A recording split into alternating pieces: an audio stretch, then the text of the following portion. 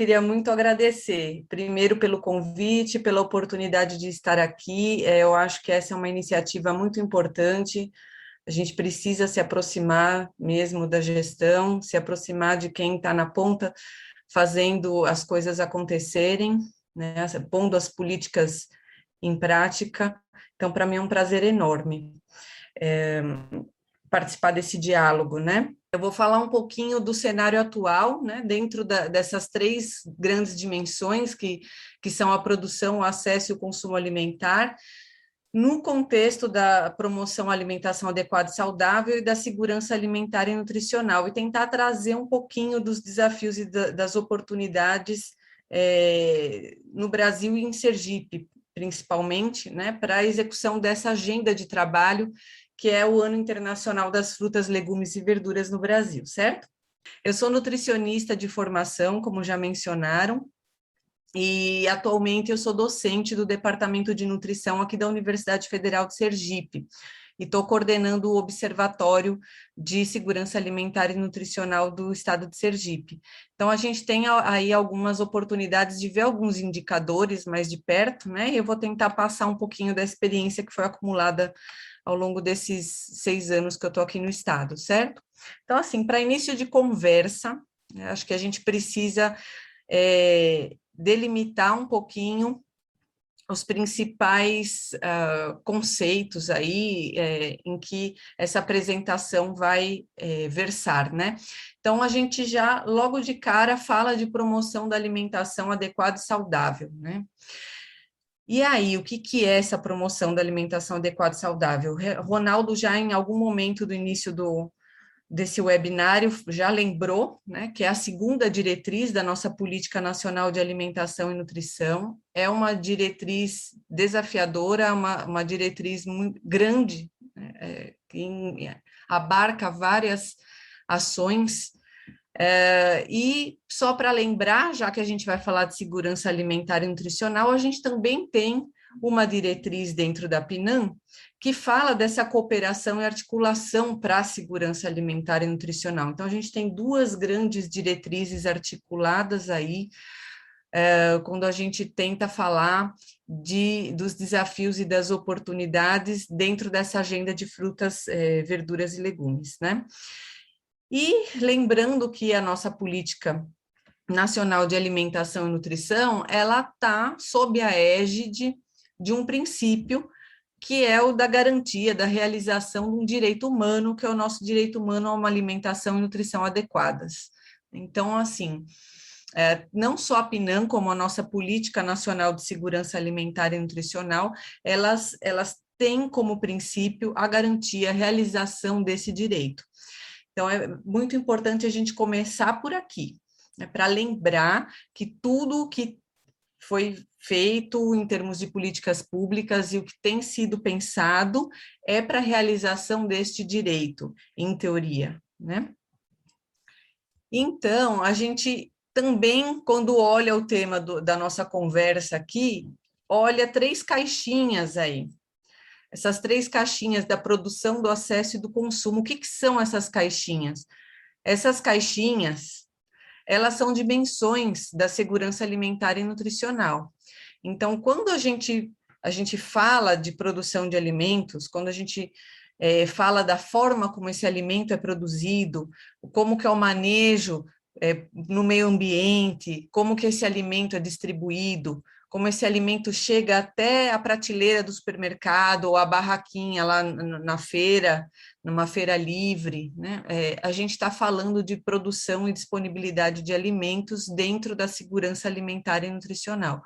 Quando a gente fala dos programas que garantem uma alimentação adequada e saudável, como é o caso da alimentação escolar, como é o caso de restaurantes populares, por exemplo, a gente está falando de um acesso a uma alimentação adequada. Eu já estou brindando a minha população com um alimento para ser consumido.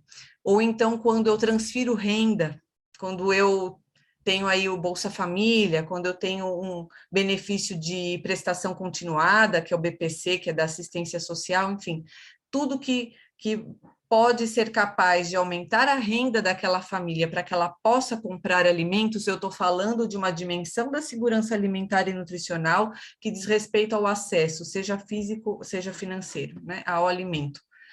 E quando eu falo do consumo, eu também estou dizendo de uma partezinha da segurança alimentar e nutricional. Então, não basta eu ter um alimento bem produzido, um alimento que é capaz de chegar aos pontos de comercialização, não adianta eu ter o dinheiro para comprar os alimentos se eu faço as escolhas inadequadas ou se eu compro esse alimento e preparo de uma forma que não é a mais adequada para a minha saúde, né? Ou se eu tenho uma condição de saúde fragilizada e eu não consigo aproveitar todos aqueles nutrientes, aquele potencial que aquele alimento tem quando eu vou ingerir.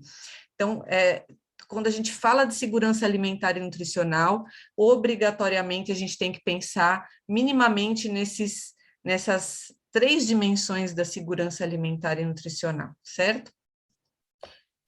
Muito bem.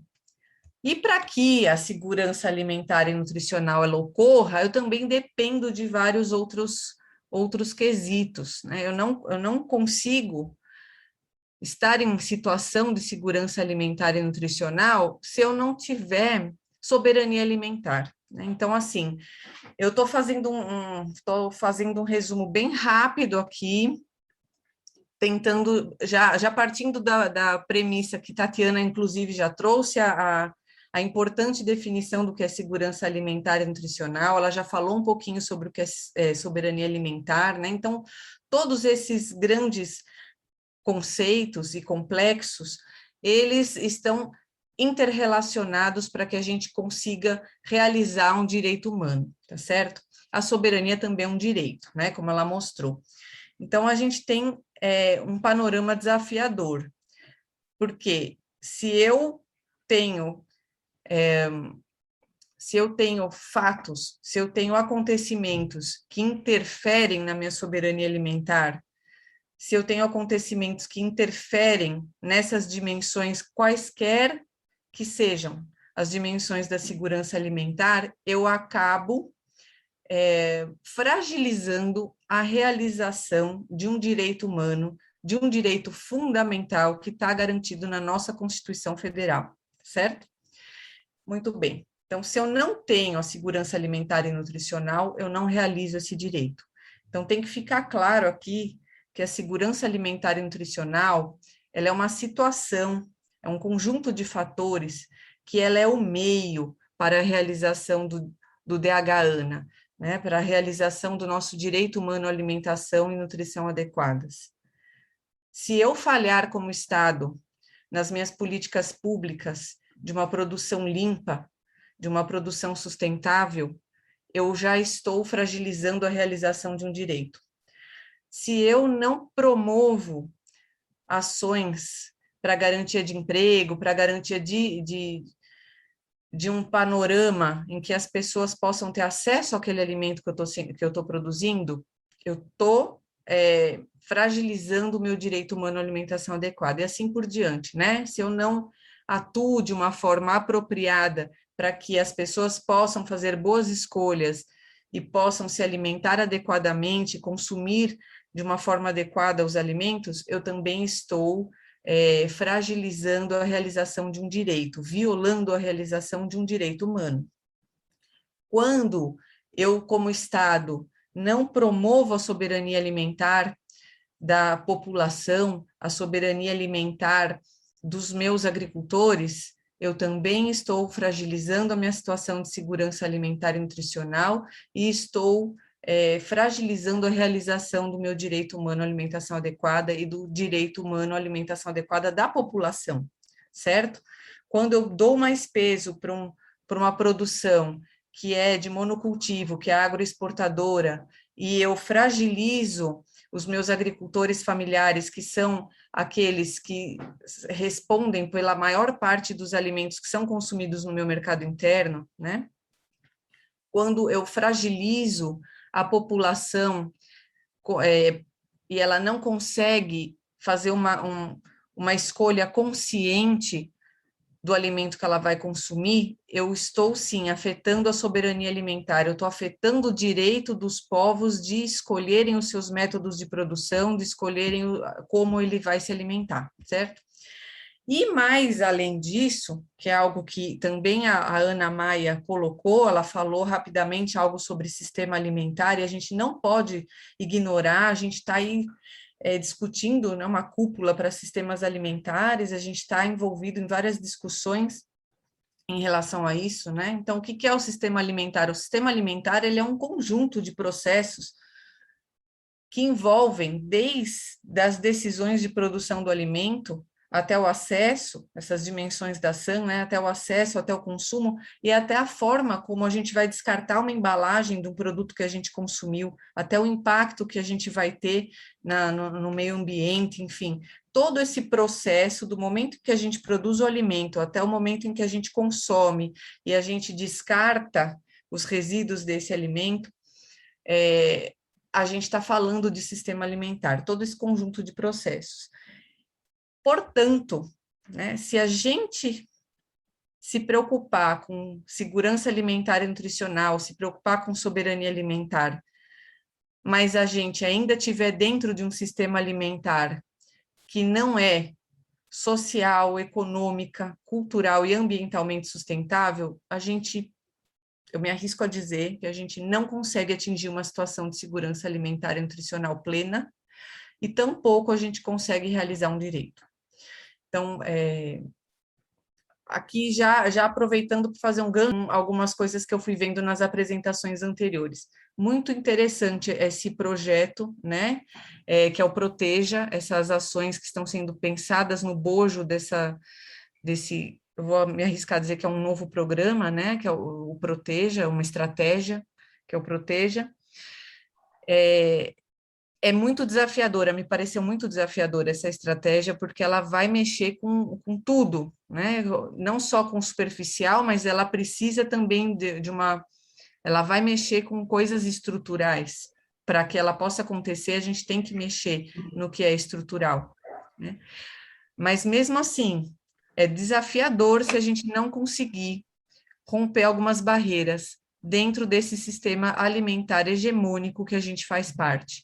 Porque enquanto a gente estiver imerso dentro desse sistema alimentar, dificilmente a gente consegue ter efetividade em muitas ações que a gente se propõe, porque a gente fica só no topo do iceberg, e o problema está aqui na base, muitas vezes, né? Então, a gente tem esse desafio muito grande. O nosso sistema alimentar, o sistema alimentar que é hegemônico, né, que é o sistema alimentar que a gente está inserido, que a gente está mergulhado, infelizmente ele não é socialmente sustentável, ele não é economicamente sustentável, ele não é culturalmente sustentável e muito menos ambientalmente sustentável, né? Só para lembrar para quem está me assistindo, para quem está acompanhando esse webinário, mas porque a gente sempre fala de sustentabilidade, lembra muito do ambiental e esquece, ou muitas vezes não tem consciência, ou não consegue abstrair, né? O que seria uma sustentabilidade social, ou econômica, ou cultural. Eu vou só dar alguns exemplos aqui para não passar batido, né? E de repente perder a oportunidade de vocês terem um entendimento mais amplo do que a gente está discutindo aqui. Muito bem, o sustentável, do ponto de vista ambiental, a gente consegue já entender bem. Quando eu tenho uma forma de produzir, ou uma forma de descartar, por exemplo, o lixo que eu produzo, e que vai colocar em risco o uso dos recursos naturais pelas gerações futuras, né? Se eu estou colocando isso em risco, isso não é ambientalmente sustentável. Mas quando eu falo culturalmente sustentável, por exemplo, quando a gente tem um consumo massivo de ultraprocessados, de alimentos ultraprocessados, o ultraprocessado ele não faz parte da nossa cultura tradicional. Ele foi empurrado goela abaixo para a gente por alguns anos, né? E ele vem tomando conta da alimentação de todos os estratos socioeconômicos e faixas etárias da nossa população, e a gente está tendo uma perda importante de hábitos que eram tradicionais. A gente tem crianças que não sabem o que é uma macaxeira, que nunca viram uma macaxeira, nunca comeram macaxeira, mas elas sabem o que é o iogurtinho de morango, elas sabem o que é um biscoito recheado, certo? Então, a gente vai se aculturando, a gente vai perdendo esses hábitos e a gente vai deixando de lado uma alimentação mais saudável por conta dessa invasão dos ultraprocessados. Então, o consumo do ultraprocessado, ele não é sustentável do ponto de vista cultural. Quando eu produzo um alimento que utiliza mão de obra escrava, por exemplo, eu não tenho uma produção socialmente sustentável. Não é adequado do ponto de vista social eu ter que disponibilizar um alimento para a população, mas para isso sacrificar, né, as liberdades individuais de pessoas que estão lá no início da nossa cadeia produtiva. Ou se para que eu forneça uma castanha, vamos pegar um alimento que é tradicional para a gente aqui, a castanha de caju. Se para eu comer aquela castanha, de repente, eu tive crianças envolvidas quebrando aquela castanha, se acidentando, se mutilando muitas vezes, enfim. Então, a gente muitas vezes come sem ter a consciência de tudo isso que tem por trás, né, da produção daquele alimento. Então, isso também não é socialmente sustentável, né? Se para eu produzir aquele alimento eu preciso desalojar comunidades inteiras do campo, isso não é economicamente sustentável, certo? Então, e nem socialmente sustentável. Então, a gente tem vários aspectos aqui que são desafiadores dentro do nosso sistema alimentar vigente, né? Do sistema alimentar dominante, porque a gente não tem um único sistema alimentar, a gente tem vários, mas o que domina é esse que a gente faz parte, né, que é dominado pela indústria de alimentos, que é dominado pelo agronegócio, que é dominado pela indústria química, enfim. Então, só para começar a minha fala, para vocês tentarem articular, né, essas complexidades de produção, acesso e consumo de alimentos dentro de um sistema alimentar que a gente tem dominante. E o que isso vai implicar para o consumo de frutas, verduras e legumes, né?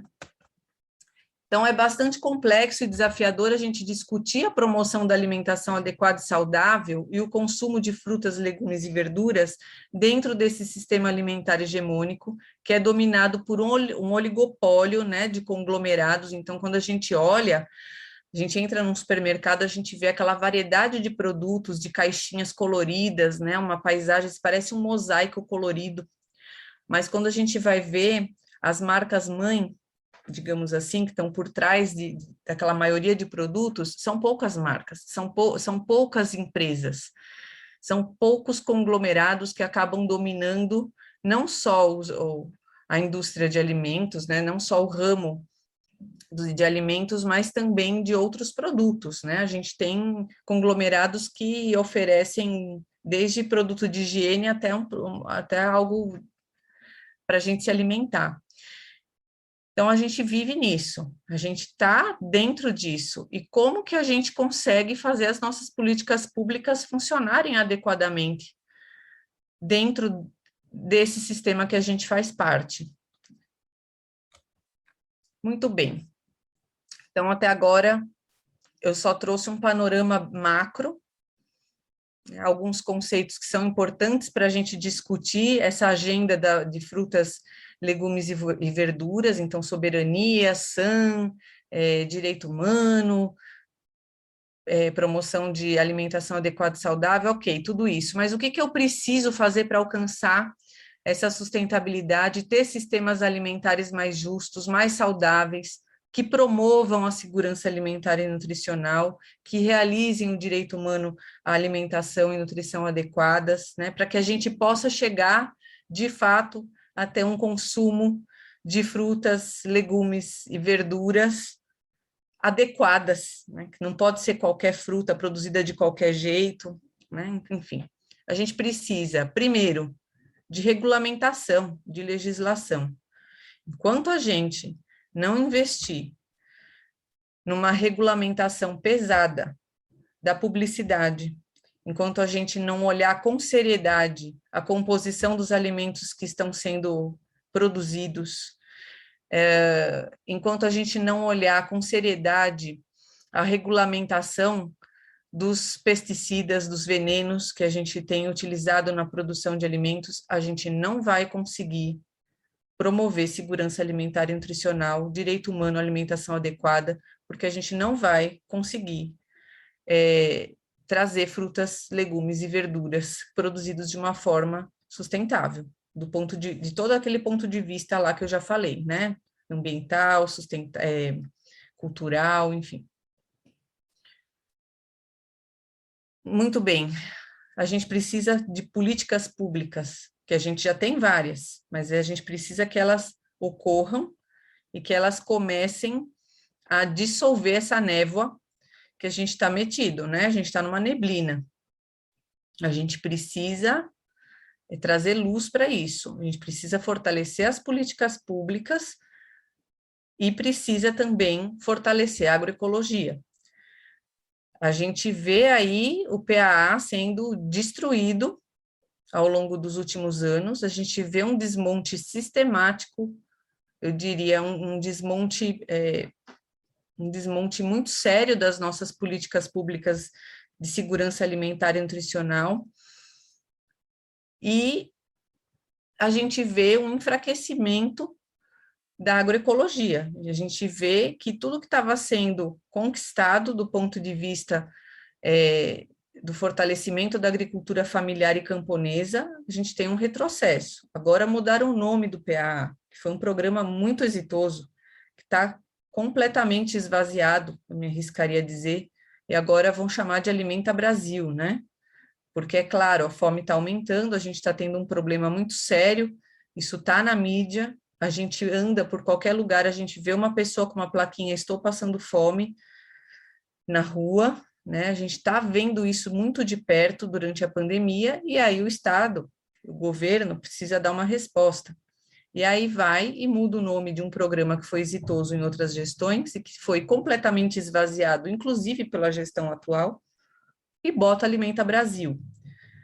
Mas eu não sei como que esses recursos vão chegar, né? Então, assim, é muito bonito, mudou de nome, mas a gente precisa ver se na prática os recursos vão voltar para o nosso estado, como eram antes. E se de fato a gente vai colocar o peso para o que é agroecológico, né? A gente precisa também de um engajamento da sociedade. Não adianta só a gente colocar o peso de tudo no Estado e esquecer que a gente precisa de controle social. Claro que fica um pouco mais complicado, porque a gente perdeu várias instâncias de controle social e de participação social nos últimos anos, né? A gente teve a dissolução do nosso Conselho Nacional de Segurança Alimentar e Nutricional, a gente teve o dissolvimento de vários colegiados que contavam com a participação da sociedade civil, mas a gente precisa aproveitar que no âmbito local a gente ainda tem iniciativas importantes disso, e é nisso que a gente tem que apostar. E é para vocês que eu estou falando isso, vocês que estão na ponta, vocês que são o âmbito local. Se a gente está tendo um desmonte sistemático desde as instâncias superiores, aqui no âmbito local a gente tem a obrigação de ser resistência. A gente tem que fazer as coisas acontecerem aqui, né, localmente, com os recursos que estão chegando, que a gente sabe que é complicado, porque a gente tem uma crise instalada aí, né? Mas a gente precisa manter esses espaços. É muito importante a gente ver que o Conselho ainda consegue atuar em Sergipe, alguns conselhos de segurança alimentar e nutricional sendo reativados, como o de Aracaju, por exemplo. Isso é muito importante. Isso é muito importante para que a gente possa manter, pelo menos, algumas agendas que a gente já tinha conseguido avançar. E a cidadania alimentar, né? O que é isso? A gente precisa de cidadãos conscientes e capazes de fazer escolhas saudáveis e escolhas sustentáveis escolhas, melhores escolhas do ponto de vista social, do ponto de vista econômico, do ponto de vista cultural, e não só do ponto de vista da saúde biológica, né? A minha saúde do meu corpo, olha, eu vou comer alimentos mais saudáveis, mas eu também preciso lembrar de como esse alimento foi produzido. Então, para quem está lá na ponta da atenção à saúde, né? Trabalhando com essas recomendações, promovendo uma alimentação adequada e saudável, precisa lembrar na hora que for fazer suas orientações, na hora que for utilizar o guia alimentar para a população brasileira, que não adianta eu mandar comer maçã se a maçã não é uma fruta regional, se essa maçã cruza o país inteiro para chegar aqui no Nordeste, se essa maçã chega já toda contaminada de agrotóxicos, certo? A gente precisa lembrar daqueles nossos alimentos regionais, a gente precisa lembrar de fortalecer as cadeias curtas, né, de produção e abastecimento. Então, é para isso que a minha fala, eu estou tentando articular as coisas para que vocês tenham esse olhar, tá certo?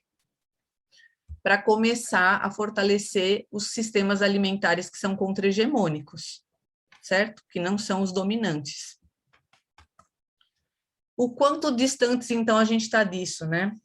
Já deu para perceber pela minha fala inicial que a gente tem questões aí muito desafiadoras e que estão o tempo todo jogando a gente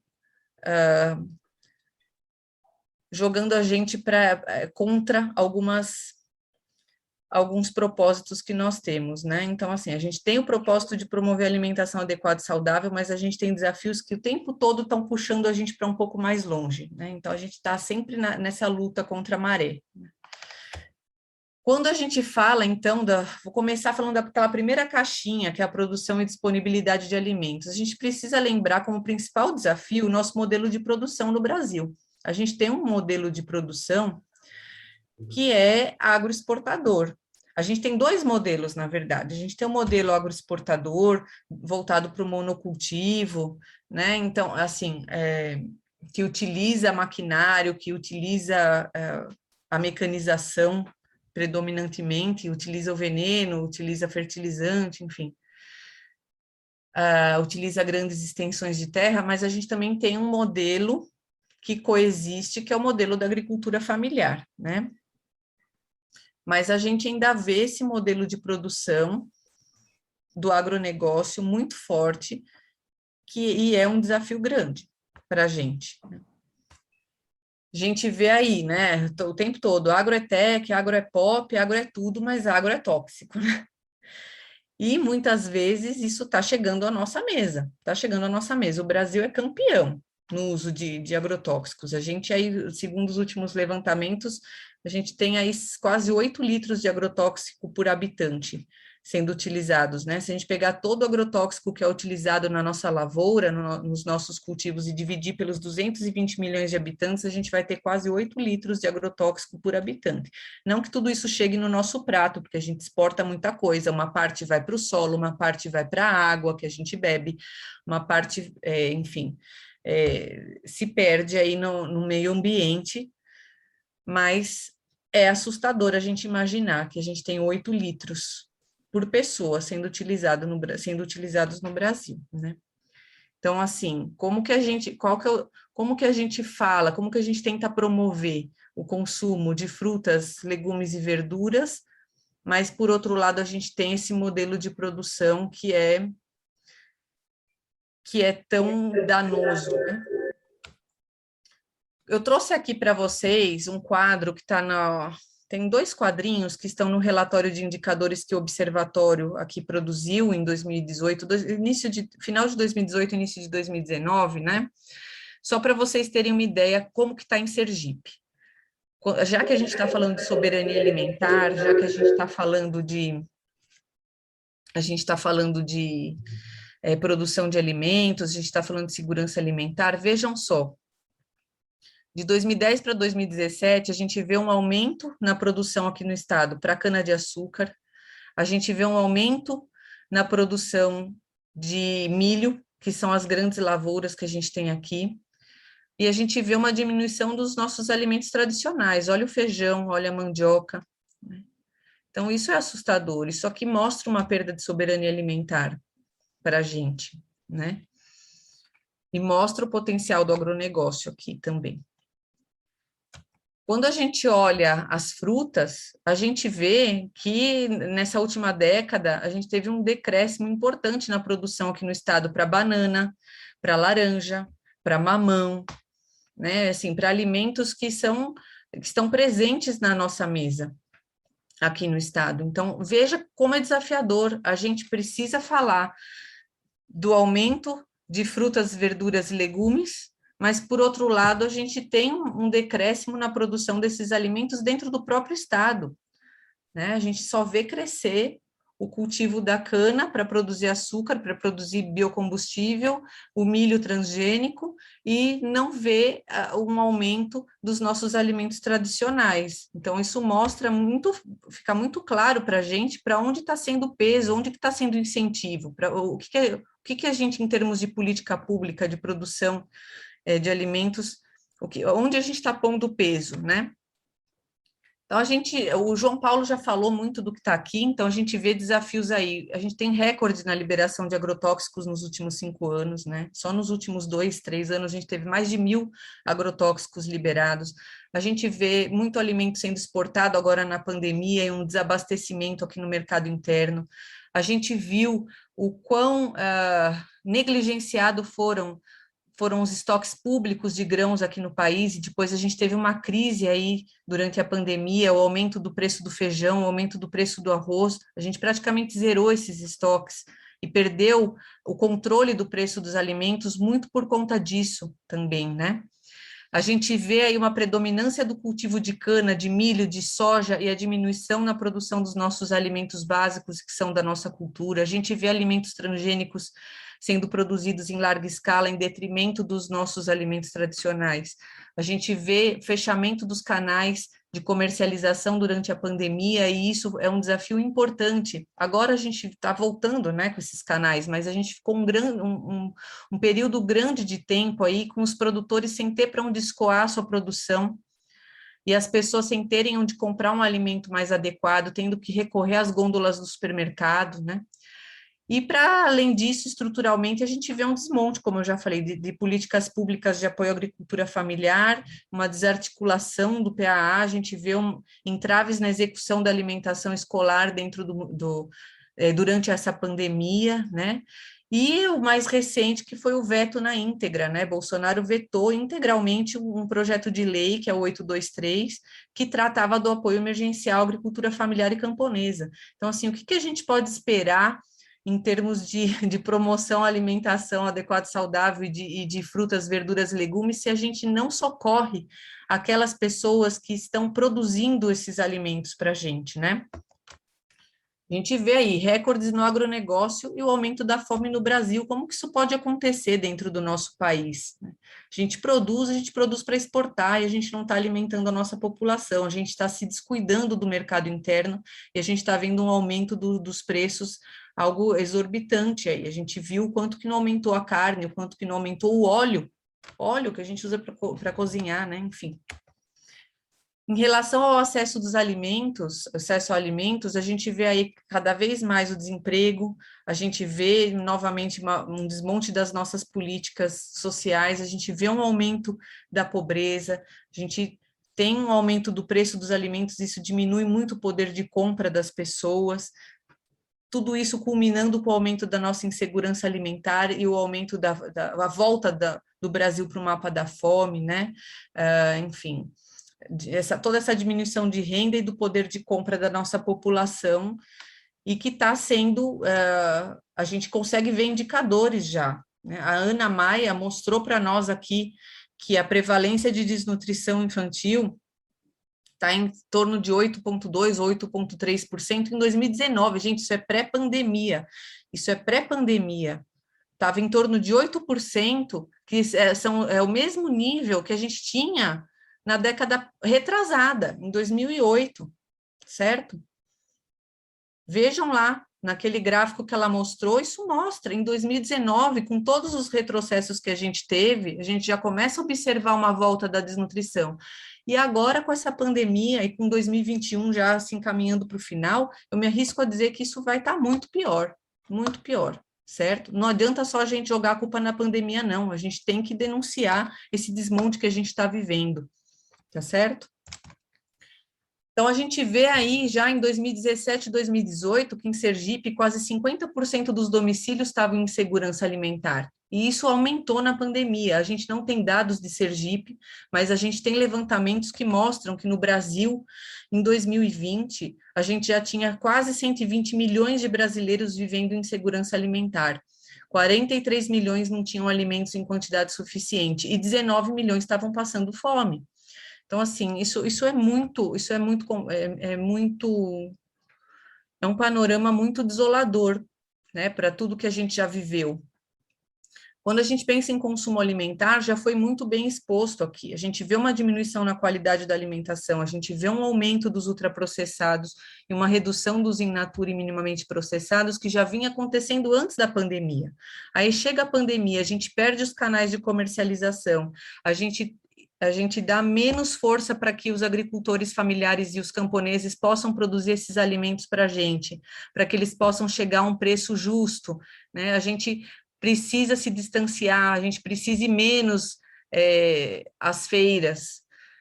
As feiras foram fechadas, então, assim, a pandemia veio e agravou toda essa complexidade, agravou esse desafio de ter acesso a esses alimentos e consumir os alimentos, as frutas, verduras e legumes, né? Então, é um desafio grande a gente promover essa alimentação adequada e saudável e promover o consumo de frutas, legumes e verduras nesse cenário agora de distanciamento social, que a gente tem uma menor oferta, os estabelecimentos fechados ou com horários de lotação reduzidos, né? A gente vê um aumento dos preços, a gente vê uma perda de renda ou redução na renda e poder de compra da nossa população. E as potencialidades, para finalizar, né? Porque, assim, se tem tanta desgraça para ser falada, a gente tem que lembrar que em Sergipe a gente tem uma produção agroecológica importante, a gente é o menor estado e a gente tem mais facilidade para ter um circuito curto de produção e abastecimento. Então, a gente precisa investir nisso. É muito mais fácil a gente ter o acesso disso em Sergipe. Eu sou paulista, vocês já devem ter percebido pelo meu sotaque, né? São Paulo é muito complicado, numa cidade que tem 22 milhões de habitantes, né? A gente conseguir ter acesso a uma alimentação agroecológica, frutas, verduras e legumes que são produzidos de uma forma mais sustentável e a um preço mais justo. A gente consegue achar isso em Sergipe. A gente consegue achar ainda. É um pouco mais caro em alguns momentos do que o que é comercializado numa rede de supermercado, mas ela é muito mais acessível do que em outras metrópoles do país. Então, a gente precisa investir nisso, a gente precisa incentivar o PAA. Eu vou continuar falando do PAA, tá? Porque, para mim, o Alimenta Brasil ainda está muito obscuro, eu não sei como é que ele vai funcionar. Então, eu ainda vou falar PAA, tá? Então, a gente precisa investir nisso, na possibilidade de estabelecer os circuitos curtos de distribuição e de menor custo em Sergipe. A gente consegue comprar uma macaxeira a R$ 2,00 o quilo, produzida, se a gente for pegar diretamente com o produtor, que é o que a gente paga numa feira convencional. A gente consegue pegar uma macaxeira agroecológica, gente. Então, a gente precisa só investir nisso, nos canais de comercialização desses produtores, a gente precisa investir, apoiá-los também para que eles possam produzir mais, certo? E também, enfim, lembrar que nós, como sociedade, devemos ocupar os espaços dos conselhos que estão aí postos, tá certo? É isso que eu tinha para dizer, gente. Eu queria agradecer. Eu deixo aí o e-mail do observatório, né? O e-mail que é osanes@academico.ufes.br, o nosso Instagram para que vocês possam acompanhar o nosso trabalho, tá bom? Muito obrigada.